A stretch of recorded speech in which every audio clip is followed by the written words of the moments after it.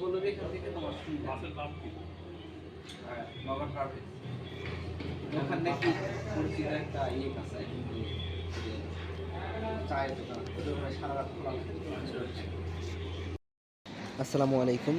মিরপুর 12 বাইতুস সালাম মাদ্রাসা এবং মসজিদ, এই মসজিদের পূর্ব দিকে রোড নাম্বার হচ্ছে 3, ব্লক সি, হাউস নাম্বার হচ্ছে 24, অতিথিশালা। বিল্ডিংটি আরও কাছ থেকে আপনাদেরকে দেখাই।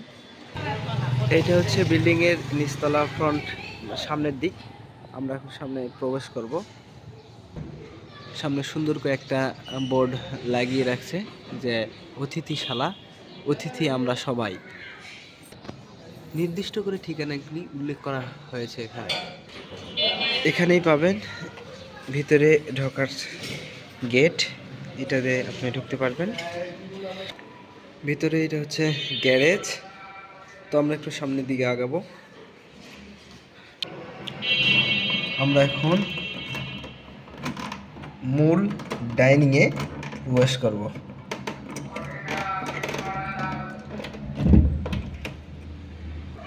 আমরা এখন ডাইনিংয়ের মধ্যে যাব। এইটা হচ্ছে ডাইনিং। এখানে গফুর চাচা নামে এক মুরব্বি থাকে। বেসিং আছে এখানে, রান্না বান্নার জন্য কিচেনের ব্যবস্থা। এই যে আপনারা নিজেরা রান্না করেও খেতে পারবেন।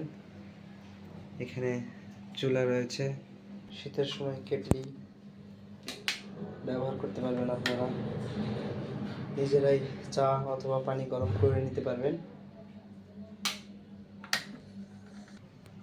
মশলার ভ্যারাইটিও রয়েছে, আপনি যে কোনো কিছু রান্না করতে পারবেন। এটা হচ্ছে ওয়াশরুম।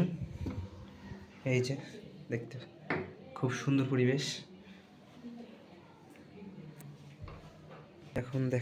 এখন দেখাবো আমি যেই রুমে আছি সেই রুমটা একটু দেখাবো আপনাদেরকে। এই যে এই রুমে সিহারা ইউনিয়ন আছে, নওগাঁ জেলা পত্নীতলা উপজেলা, এবং ইউনিয়ন হচ্ছে সিহারা। ওইখানকার 2 ভাই ছিল এখানে, ওরা চলে গেছে। জামা কাপড় রাখার জন্য হ্যাঙ্গার পাবেন সুন্দর। পড়াশোনা বা কোনো অফিসিয়াল কাজকর্ম করার জন্য সুন্দর একটা টেবিল আছে। চেয়ারও রয়েছে, চেয়ারও পাবেন। এখানকার 2 ভাই ওরা বাসায় চলে গেছে, আমি এখানে আছি।